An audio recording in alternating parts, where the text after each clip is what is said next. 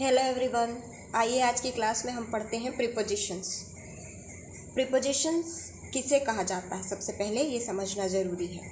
ऐसा शब्द जो किसी भी नाउन या प्रोनाउन के पहले लगता है और उस नाउन या प्रोनाउन का आपस में संबंध दर्शाता है। ये तो एक डेफिनेशन हो गई। अगर आप सेंटेंस को ध्यान से देखेंगे तो आपको समझ में आएगा। Birds are on the tree. यदि आप यहाँ पर देखेंगे तो बर्ड्स जो है वो सब्जेक्ट है और ट्री जो है वो ऑब्जेक्ट है। तो प्रीपोजिशन वो जो सब्जेक्ट और ऑब्जेक्ट के बीच में रिलेशन बताता है। Word which is used before any noun और प्रोनाउन, यानी ऑब्जेक्ट जो नाउन या प्रोनाउन होगा उसके पहले आने वाला शब्द जो उसका सब्जेक्ट के साथ रिलेशन बताएगा उसको हम प्रीपोजिशन बोलते हैं। एग्जाम्पल देखिए, birds are on the tree. अगर आप इसको हिंदी में समझेंगे तो इसका अर्थ होगा पक्षी पेड़ पर बैठे हैं। यदि पर जैसा छोटा शब्द आप इस वाक्य से हटा दें तो आप ध्यान देंगे कि पक्षी और पेड़ के बीच कोई भी संबंध नहीं बच जाएगा। यानी पक्षियों और पेड़ के बीच संबंध बताने के लिए ऑन या पर का होना बहुत ज़रूरी है, जो दोनों में रिलेशन बताता है। सेकेंड एग्जाम्पल है, आई सिट नियर रमेश। मैं रमेश के बगल में बैठा हूँ। अभी देखिए आप, आई प्रोनाउन है और रमेश नाउन है और ऑब्जेक्ट के ठीक पहले यूज़ हुआ है नियर। मैं रमेश के बगल में बैठा हूँ। यदि आप नियर शब्द को हटा देंगे तो इस दोनों नाउन और प्रोनाउन में कोई भी रिलेशन नहीं रहेगा। आई और रमेश के बीच कोई भी रिलेशन नहीं बचेगा।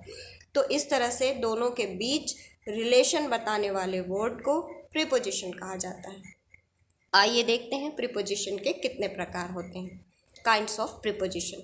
जनरली प्रीपोजिशन के 3 काइंड है, सिंपल प्रीपोजिशन, कंपाउंड प्रीपोजिशन और फ्रेज प्रीपोजिशन।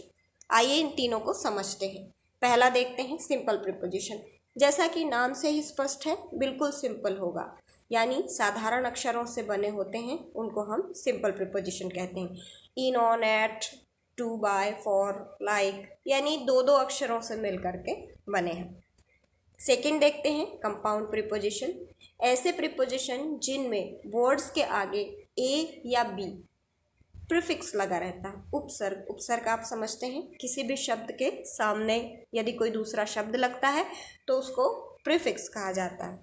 तो यदि कोई प्रीफिक्स लग जाता है तो उसको हम कंपाउंड प्रीपोजिशन कहने लगते हैं। जैसे above, about, after, against, among. आप इन सब में ध्यान से देखेंगे कि ए या बी प्रीफिक्स लगा हुआ है। आइए आगे बढ़ते हैं और समझते हैं फ्रेज प्रीपोजिशन। 2 या 2 से अधिक शब्दों से मिलकर के बनेगा, जिसके अक्षर ज़्यादा होंगे वो कहलाता है फ्रेज प्रीपोजिशन। आइए अब इन सबको डिटेल में समझते हैं कि कौन सा प्रीपोजिशन कहाँ पर लगेगा, उनका क्या यूज़ है। सबसे पहला है ऑन।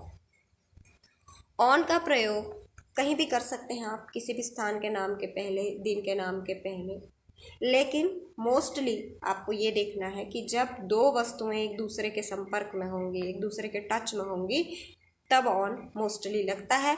दिन के नाम के पूर्व या तारीख के नाम के पहले भी आप ऑन का प्रयोग कर सकते हैं। The book is on the table. किताब टेबल पर है। इसमें आप ध्यान से देखिए कि किताब और टेबल एक दूसरे के टच में होंगे। ही केम ऑन मंडे। वह सोमवार को आया। आप देख लीजिए कि दिन के नाम के पहले ऑन का प्रयोग हुआ है। He went on July. वह 5 जुलाई को गया। तारीख के पहले भी ऑन का प्रयोग किया गया है। The hat is on the head, यानी कि टोपी सर पर है। इसमें भी टोपी और सर दोनों एक दूसरे के टच में है। सेकेंड है एट। एट का प्रयोग किसी भी परिस्थिति के शब्द के पूर्व, किसी भी घड़ी के समय के पूर्व और कोई छोटे से गांव के पूर्व किया जाता है। जैसे they are at very good condition, यानी वो बहुत अच्छी परिस्थिति पर है। He came at 5 o'clock। वह 5 बजे आया। घड़ी के समय के पहले आवश्यक रूप से एट का प्रयोग किया जाता है। 5 बजे आया। He has come at Firozabad. वह फिरोज़ाबाद से आया है। देखिए, मैं शक्ति में रहती हूँ और मोस्टली लोग मुझसे पूछते हैं कि मैडम शक्ति जो है वो इन शक्ति होगा कि एट शक्ति होगा। तो आपको देखना है कि आपका शहर अगर बड़ा है, अच्छी आबादी है, तो वहाँ पर आपको इन लगाना पड़ेगा, और एकदम छोटा नगर या गांव है तो उसके पहले आपको एट लगाना होता है। आगे बढ़ते हैं। तीसरा, अबव यानी कि ऊपर। अबव का प्रयोग बहुत ऊपर की स्थिति बताने के लिए किया जाता है, जिसके कभी भी छुए जा सकने की संभावना नहीं हो, जैसे चांद, सितारे, आसमान, है ना, जिनको आप कभी भी टच नहीं कर सकते। The stars are above us, there are blue kites, there are blue clouds above the building, यानी जिनको आप टच नहीं कर सकते, उसमें अबव लगाना है।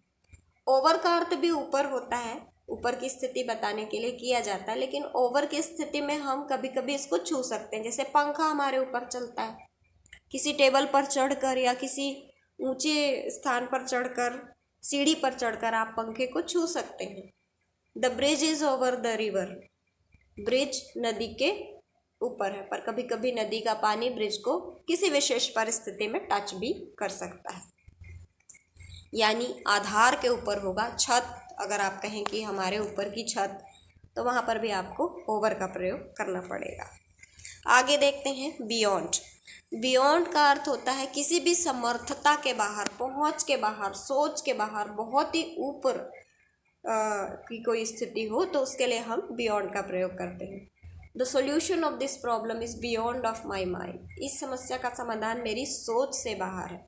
To buy a bungalow in Delhi is beyond of my capacity, Delhi में एक बंगला खरीद लेना मेरी समर्थता के बाहर है, मेरी ताकत के ही बाहर है, बहुत बाहर है। अगला है अपॉन। अपॉन का अर्थ भी होता है पर या के ऊपर, लेकिन आपको ये ध्यान रखना है कि अपॉन में गतिशील स्थिति होती है, यानी बस पुल के ऊपर से जा रही है तो गतिशील है बस। बिल्ली टेबल पर उछल रही है, गतिशील है, तो ये अपॉन आएगा। अप का यूज़ आप नॉर्मली करते चले आए हैं, अभी भी देखेंगे कि किसी भी स्थान के ऊपर की स्थिति है। आदमी पहाड़ी में ऊपर की ओर जा रहा है, यात्री पेड़ में ऊपर चढ़ रहा है, बिजनेस ऊपर की ओर जा रहा है, तो सामान्यतः ऊपर के शब्द के लिए हम अप का प्रयोग करते हैं। नेक्स्ट है इन। इन का बहुत ज़्यादा यूज़ है, कहीं भी अंदर होने की स्थिति में आप इन लगाते हैं। अब देखिए, आप जुलाई महीने के अंदर हैं, आप ईयर 2021 के अंदर हैं, आप छत्तीसगढ़ में हैं, आप भारत के अंदर हैं, तो ऐसे किसी के भी अंदर होने की स्थिति में आपको इन लगाना है। आप कमरे के अंदर हैं, कपड़े अलमारी के अंदर हैं, किताबें शेल्फ के अंदर हैं, किसी भी अंदर होने की स्थिति में इन का प्रयोग किया जाता है। इसके अलावा समय में भी कभी कभी इन लगा लिया जाता है, जैसे वह 5 मिनट में आएगा, तो यहाँ पर भी आप इन का प्रयोग कर सकते हैं। वैसे ज़्यादातर इसमें विद इन लगता है, जिसका यूज़ हम आगे देखेंगे कि वह समय सीमा के अंदर आएगा। अगला है इनटू। देखिए, अभी इन में भी मैंने आपको बताया कि यहाँ पर में लगेगा, इनटू भी में होता है, लेकिन दोनों में एक माइनर डिफरेंस है जो आपको समझना है। बाहर से अंदर जाने की स्थिति है तो आपको इनटू लगाना है, और पहले से ही अंदर है कमरे में तो आपको इन लगाना है। ठीक है, जैसे शिक्षक कक्षा में जा रहे हैं, teacher is going into class, लड़का तालाब में कूदा, the boy jumped into pond.